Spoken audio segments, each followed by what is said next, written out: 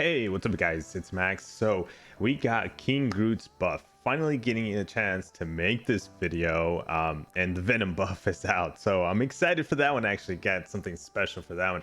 But the King Groot buff, just kind of wanted to make a perspective, a personal perspective on why I might be taking my King Groot 6-star version to the ranks of rank 2, but not the 5-star to rank 5. Now, I have King Groot, as you can see him on screen. He's Sig 20. My 5-star King Groot Sig 200. There might be a reason why you may want to consider like your 5-star, since typically 5 stars is easier, or their tendencies are higher to have that Sig ability a lot higher. Like you can see my situation, 20 versus a 200 to rank 5. So let's jump onto the forums real quick to take a look at kind of what his buff at least stands out for me. So Spotlight's been out for a couple of days, a couple of videos out there pinpointing a couple of good things, bad things, things that certain players might enjoy out of this King Groot. Now, no champion never been being used on my end besides arena, and not even for synergy purpose have I ever thrown this guy into my team. So I'm hoping that he gets a little bit more action. First of all, he's gonna be pumped on his fury, his regen, and his armor break. That's his go-to for this champion. So if you need an armor break champion and a champion that needs or gets furies or has fury buffs active, this is probably going to be our go-to option. Or if you're going up against tech champions that are robot or power draining champions that constantly drain your power, and you need to launch special 1s, special 2s, this is going to be our go-to champion. So those are just kind of scenarios that might come in the future in game, like certain nodes, certain bosses, and we go to this champion for the solution. So this is kind of like, again, all premature when it comes to like why we will be needing to rank up this champion for future content that's currently not out there. So I highlighted a couple of things when it comes to King Groot, just mainly fury. So as you can see, he's kind of on the screen, is showing up like fury. And the reason why is because a lot of his basic abilities based on that. He's based on that he's going to get stronger as the fight goes further. So the longer you're in the fight, the stronger, more damage he deals. So that's kind of one of the things you'll notice across the forum post, and just a few things I want to point out. Basically, his basic abilities, I mentioned the fury, armor break, poison. I didn't mention that in the regen, but the biggest one that I think I found very interesting, and I think a lot of people have noticed this already, the always active. So the unique psychology grants immunity to bleed, power drain, and power burn effects. I'm strange that they didn't add poison immunity, since he deals poison. I guess he's not immune to the poison itself, but when it comes to the tech world, since he's a cosmic champion, there's a lot of tech champions, very good champions, like one that I use a lot, Gilly 2999, that just power drains consistently. So if once you're fighting her, let's say they put her as a boss in the future and she's just spams special 1, this guy's gonna be the go-to guy for that champion, because he's gonna armor breaker, constantly take away that armor, and he's not going to be affected by that power drain, power burn situations when it comes to this champion. Now we have a couple of like developer notes inside here when it comes to like his always active. So a couple of things that the developer says, let me just kind of read it out for you guys so you can see it. I'll highlight it there. Tech and mystic champions alike will now find their power reducing abilities useless in the presence of mighty King Groot. Okay, yeah, so that was the developer just kind of adding a little reference to how King Groot's gonna get bumped up. Interesting that is how they sound to me. I don't know if that's how they sound to you, but the kind of creepy. So okay, next one. Let's talk about his specials. So these are the ones that, again, I'm not gonna, this video is not to kind of give you a breakdown on King Groot himself. It's just kind of what I think I might like. Maybe we relate on this, or leave it in the comments if you find something else special maybe I overlooked. This is one of the things kind of bothered me as well.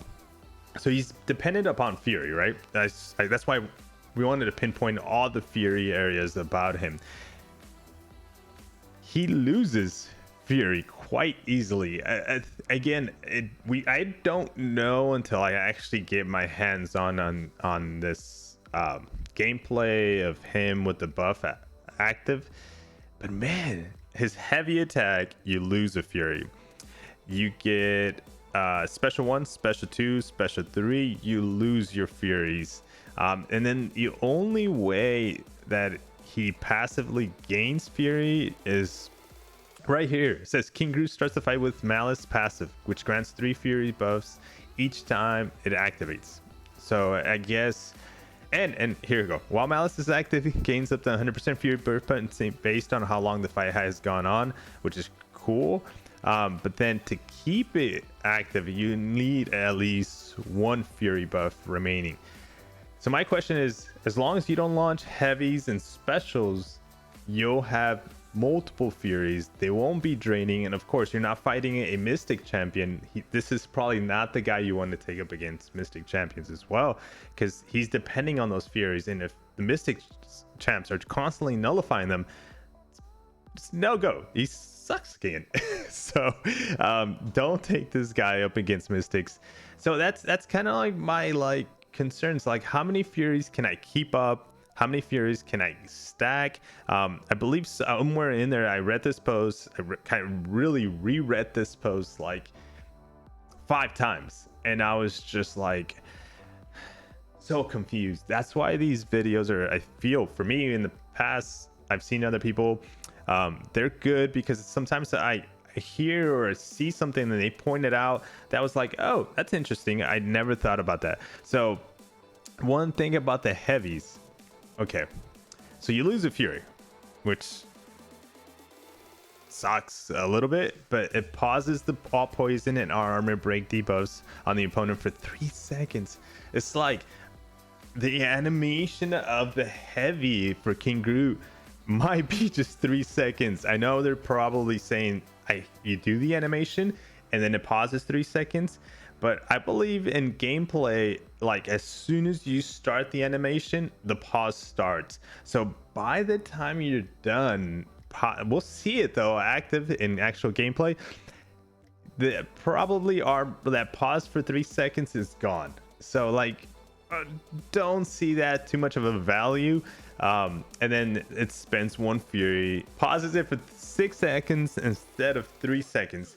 I wonder if there's an option for you not to use Fury. So like, can I not use my Furies? I'd rather keep my Furies for more damage, rather than using one when doing a heavy and pausing my armor breaking poison from 3 seconds to 6 seconds. I don't think there's an option for that, like an on and on switch from. But here we go with the developers again coming in, giving us some insights on the heavy attack. Used in unison with King Groot's special 1 to continuously degrade the opponent's armor, or with his special 2 to keep the poison flowing through the opponent's veins. Okay. Down sounds creepy as heck as well. So I don't know, maybe I feel like the developers, anytime they speak upon the characters, it just sounds more interesting.